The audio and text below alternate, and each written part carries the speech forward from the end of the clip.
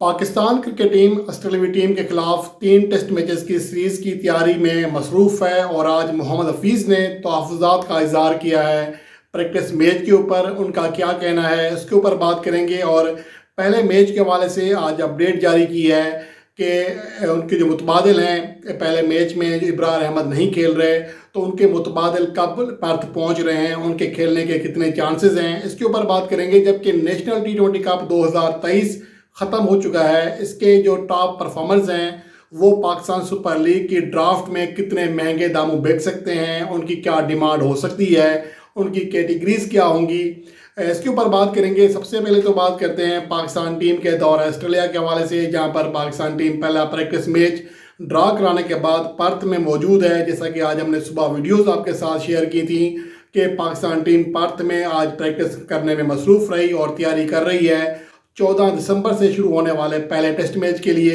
लेकिन सवाल ये पैदा होता है कि क्या पाकिस्तान टीम की तैयारी मुकम्मल है, क्योंकि जो पाकिस्तान को प्रैक्टिस मैच में पिच दी गई थी वो किसी भी तरह पर्थ की तरह नहीं है।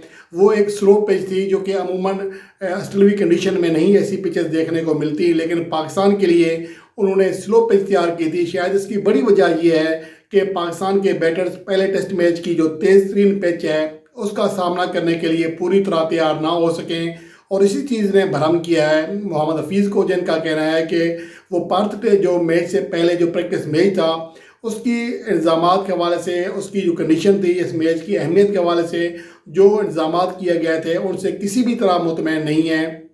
बहुत सारे ऐसे मामला हैं जो वो शायद नहीं कहना चाह रहे, लेकिन असल चीज़ ये है कि इस बार पाकिस्तान टीम को ज़्यादा अहमियत नहीं दी जा रही है। इसके साथ साथ दूसरी बात यह है कि जो जिस तरह के प्रैक्टिस जो पिच है प्रैक्टिस मैच के लिए जो रखी गई है वो किसी भी तरह काबिल कबूल नहीं हो सकती थी। तो ये चीज़ें हैं मोहम्मद हफीज़ के जहन में, लेकिन इसके बावजूद वो कहते हैं कि हम यहाँ पर जीतने आए हैं, सिर्फ मुकाबला करने नहीं आए। इस बार हमारे जो अज़म है वो यही है कि कम अज़ कम यहाँ पर एक कामयाबी हासिल करें, और लंबे अरसे से जो जिसका इंतज़ार किया जा रहा है कि पाकिस्तान टीम ऑस्ट्रेलियाई कंडीशन में कामयाबी हासिल करे, जिसके लिए 1995 के बाद से हम इंतज़ार कर रहे हैं, वही चीज़ ख़त्म करना चाह रहे हैं। ये इंतज़ार ख़त्म हो और पाकिस्तान बिल आखिर ऑस्ट्रेलियाई कंडीशन में कामयाबी हासिल करे। अब ये आने वाला वक्त बताएगा कि पाकिस्तान टीम की तैयारी कैसी है, क्या वो इस बार तारीख कम करने में कामयाब रहेगी। लेकिन अहम चीज़ ये है कि पाकिस्तान टीम के जो टॉप विकेट टेकर थे हालिया 1.5 या 2 बरस के, जो 2022 से इब्रार अहमद वो पहला टेस्ट मैच नहीं खेल रहे। अब उनके जो मुतबादिल हैं साजिद खान, उनके हवाले से पीसीबी ने अपडेट किया है कि इब्रार अहमद को वीज़ा मिल चुका है और अब वो आज रात रवाना हो रहे हैं कराची से पर्थ के लिए, जहां पर वो पहले टेस्ट मैच के लिए अपनी टीम को दस्तियाब होंगे। लेकिन इसका फैसला बाद में किया जाएगा कि साजिद खान को ये मैच खिलाया भी जाएगा या नहीं। अलबत्ता ऑस्ट्रेलियाई टीम में चूँकि ज़्यादा लेफ्ट हैंडेड बैट्समैन है, इसलिए इस बात का इम्कान ज़्यादा है कि नुमान अली पर साजिद खान को तरजीह दी जाए।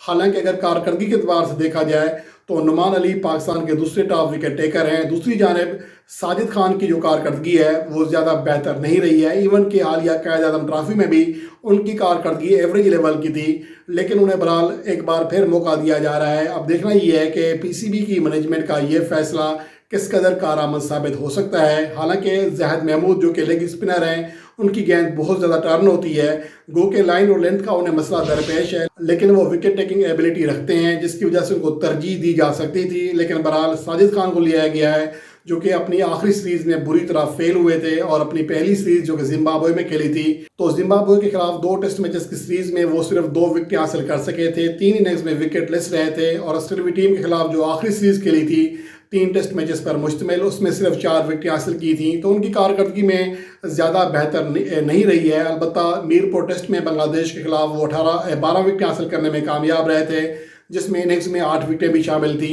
अब देखना ये है कि क्या साजिद खान को तरजीह दी जाती है नुमान अली पर, तो क्या वो वैसी कारकर्दगी दिखा पाएंगे जिसके लिए उन्हें चुना गया है, इसका हमें इंतज़ार करना पड़ेगा। और इसके अलावा बात कर लेते हैं पाकिस्तान सुपर लीग की ड्राफ्ट के हवाले से, जो कि पहले टेस्ट मैच से सिर्फ एक दिन पहले होनी है 13 दिसंबर को। इसके लिए लाइनअप तो मुकम्मल है, लेकिन असल चीज़ ये है कि इस बार जो PSL के हुकाम है वो फहरिस्तें ही जारी नहीं कर रहे कि सिल्वर कैटेगरी में कौन सा गैर मुल्की प्लेयर है, गोल्ड में कौन सा है। पाकिस्तान के वो प्लेयर जो कि खेलते हैं डोमेस्टिक क्रिकेट या पाकिस्तान टीम में, जो रिन्यू नहीं किए गए या जिनकी कैटेगरीज नहीं बनाई गई थी, उनकी नई कैटेगरीज क्या होंगी, जैसा कि अहमद शहजाद हैं या इस तरह के बहुत सारे खिलाड़ी हैं जो कि गुज़श्ता PSL में नहीं खेले थे, तो उनकी नई कैटेगरीज़ क्या होंगी। तो ये एक बड़ा लम्हा फ़िक्रिया है कि अभी तक जो मंजर आम पर ऐसी कोई लिस्ट सामने नहीं आई है। हो सकता है अंदरूनी खाना काम हो रहा हो, या फिर बेइज्जती से बचने के लिए प्लेयर्स की फहरिस्तें सामने ना दी जा रही हों और ये फ्रेंचाइजीज को थमा दी गई हूँ कि चुपके से अपनी टीम का इंतखाब कर लें, क्योंकि इस बार बहुत ज़्यादा खिलाड़ियों के हवाले से कहत का सामना है। हमें वैसे खिलाड़ी नहीं मिल रहे जिस तरह के माजी में मिला करते थे। इस बार उतना ज़्यादा जो पुरजोश होना है शायकीन क्रिकेट का वो भी शायद ना हो। इवन के पाकिस्तान के जो प्लेयर्स हैं, जो टॉप परफॉर्मर्स हैं, उनकी कैटेगरीज की जो लेवल है वो शायद उस काबिल नहीं है, लेकिन बाहालत मजबूरी किसी को प्लाटिनम कैटेगरी दी जा रही है, किसी को डायमंड दी जा रही है। तो अब इस तनाजुर के बाद जो नेशनल T20 कप जो ख़त्म हुआ, कराची ने कामयाबी हासिल की थी, इसकी में जो टॉप प्लेयर्स हैं उनकी कारकर्दगी कितनी ज़्यादा इम्पेक्ट करेगी PSL की ड्राफ्ट पर, इसका हम जायज़ा लेते हैं।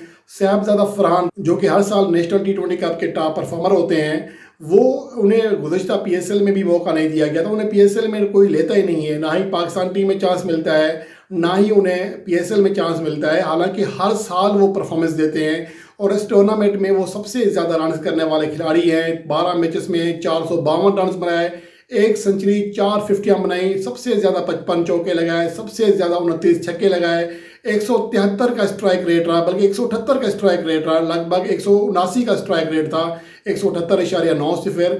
तो इस तरह की कारकर्दगी के बावजूद साहबजादा फरहान को हमेशा नज़रअंदाज किया जाता है, लेकिन इस बार शायद उन्हें नज़रअंदाज करना आसान नहीं होगा। मेरे ख्याल में अहमद शहजाद से भी ज़्यादा PSL ड्राफ्ट में उनकी अहमियत हो सकती है अगर मेरिट पर फैसला किया गया। इसके अलावा कामरान गुलाम की कारकर्दगी अच्छी रही, दूसरे टॉप स्कोरर रहे, 481 रन बनाए, 140 का स्ट्राइक रेट रहा। इससे पहले वो लाहौर कलंदर के लिए खेलते हैं, हो सकता है इस बार भी उन्हें रिटेन किया जाए। इसके अलावा सज्जाद अली ने भी अच्छी कारकर्दगी दिखाई, 143 के स्ट्राइक रेट समेत 5 फिफ्टीज बनाई और 442 रन बनाए। इफ्तिखार अहमद की कारकर्दगी शानदार रही, 163 उनका स्ट्राइक रेट रहा। और जो साहबजादा फरहान का स्ट्राइक रेट है या इफ्तिखार अहमद का, कोई भी दूसरा ऐसा खिलाड़ी नहीं है जिसने 200 से ज़्यादा रन किए हों और 160 से ज़्यादा स्ट्राइक रेट से रन किए हों। सिर्फ 2 ही खिलाड़ी हैं, साहबजादा फरहान और इफ्तिखार अहमद। इसलिए इन दोनों खिलाड़ियों की बराबर अहमियत होगी। Iftikhar Ahmed already platinum category में है और अब देखना ये है कि साहबजादा फरहान को कौन सी कैटेगरी मिलती है और कौन सी टीम उन्हें पिक करती है। आज़म खान की कारकर्दगी भी खासी बेहतर रही, 307 रन बनाए, मजमूई तौर पर 156 उनका स्ट्राइक रेट रहा, 29 चौके और 17 छक्के लगाए, 1 50 भी बनाई। अलबत्ता जो दूसरे खिलाड़ी हैं शोएब मलिक, उनकी कारकर्दगी एवरेज लेवल की थी, 132 का स्ट्राइक रेट था, 43 की एवरेज, 305 रन बनाए। इसके अलावा अहमद शहजाद जिनके बारे में कहा जा रहा है कि उनका कमबैक लाजमी होना चाहिए, वो 9 मैचों में 344 रन बना सके, 133 उनका स्ट्राइक रेट था, 16 छक्के लगाए, 31 चौके लगाने में कामयाब रहे। उनकी जो एवरेज है 43 रही। इसके अलावा मोहम्मद हारिस जो कि पेशावर जल्मी के हैं, 146 के स्ट्राइक रेट से रन करने में कामयाब रहे, 303 रन किए। और जो दीगर खिलाड़ी हैं, फ़खर जमान का स्ट्राइक रेट 135 रहा। खुशदिल शाह जो कि रिटेन किए गए हैं मुल्तान सुल्तान की जानिब से, उनका स्ट्राइक रेट भी ज़्यादा बेहतर नहीं था, 123 का स्ट्राइक रेट था। हैदर अली का 134 का स्ट्राइक रेट था, उन्हें भी शायद PSL ड्राफ्ट में ज़्यादा वैल्यू ना मिल सके। लेकिन उमर अकमल जो कि कोयटा ग्लेडिएटर्स के लिए खेले थे, उनका स्ट्राइक रेट था वो 95 था, यानी गेंदों से भी कम रन बनाए, जो कि T20 फॉर्मेट में किसी भी तरह काबिल कबूल नहीं है। सिर्फ 16 की एवरेज रही, 7 इनिंग्स में मजमूई तौर पर सिर्फ 113 रन कर सके। और शर्जील खान की कारकर्दगी भी ज़्यादा बेहतर नहीं थी, 3 मैचों में वो सिर्फ 66 रन कर सके, 122 का स्ट्राइक रेट रहा, 4 चौके और 6 छक्के लगाए। बॉलर्स की बात करें तो यहाँ पर शाहाब खान ने सबसे ज़्यादा 25 विकेटें हासिल की, सोहेल खान ने 22 विकेटें हासिल की। लेकिन इन्हीं दोनों बॉलर्स को ज़्यादा वक़्त नहीं मिलती है पाकिस्तान टीम में या PSL में। इसके अलावा जो दीगर बॉलर्स हैं उनकी कारकर्दगी एवरेज लेवल की रही है, चाहे अब्बास अफरीदी हूँ जो कि गुज़श्ता PSL के टॉप विकेट टेकर थे। इस बार वो 9 मैचों में 14 विकेट हासिल करने में कामयाब हो सके, 317 उनकी बेस्ट कारकर्दगी थी। उस्मान कादिर ने 8 मैचों में 13 विकेट हासिल की, 14 रन देकर 5 विकेटों की शानदार परफॉर्मेंस भी शामिल थी। और उसके अलावा हुनैन शाह जो कि नसीम शाह के भाई हैं, वो डोमेस्टिक में इस बार इमर्जिंग प्लेयर के लिहाज से PSL ड्राफ्ट में शामिल होंगे। उनकी कारकर्दगी खासी बेहतर रही, 3-20 की कारकर्दगी समेत मजमूई तौर पर 9 मैचों में 11 विकेट हासिल करने में कामयाब रहे। जबकि फाइनल मैच में 3 विकेट हासिल करने वाले शाहनवाज जानी मजमूई तौर पर 6 मैचों में 9 विकेट हासिल कर सके। उनकी कारकर्दगी भी एवरेज लेवल की रही है। तो ये सूरत हाल है। इसके बाद देखना होगा कि नेशनल T20 कप 2023 की कारकर्दगी के बलबूते पर किन किन प्लेयर्स को PSL 2023 के ड्राफ्ट में अहमियत मिलती है। इनमें से बहुत सारे ऐसे खिलाड़ी हैं जिन्हें शायद पिक करना ज़्यादा आसान फैसला नहीं होगा।